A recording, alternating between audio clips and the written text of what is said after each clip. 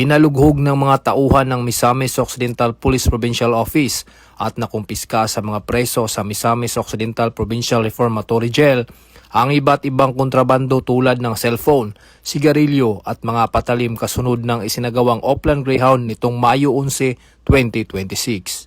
Pinangunahan ang operasyon ni Police Lieutenant Colonel Mardy M. Hortillosa II sa ilalim ng superbisyon ni Police Colonel Rinaldo M. Maclang, katuwang ang mga tauhan ng 1st Provincial Mobile Force Company at Oroqueta City Police Station sa pamumuno ni Police Major Adrian A. Nalua at may koordinasyon sa jail warden na si Mr. Stephen Sian M. Daral.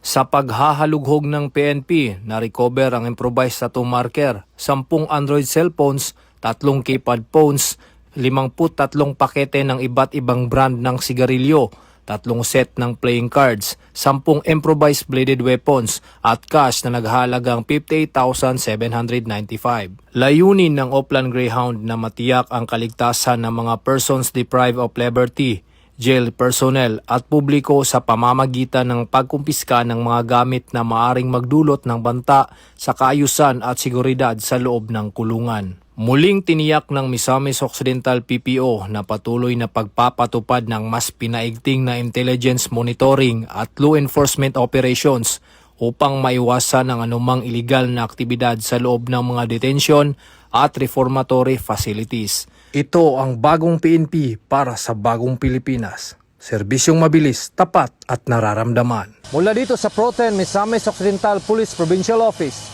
ako ang inyong Police News Network Correspondent, Police Corporal Rapi P. Cubero, alagad ng batas, tagataguyod ng Balitang Pulis.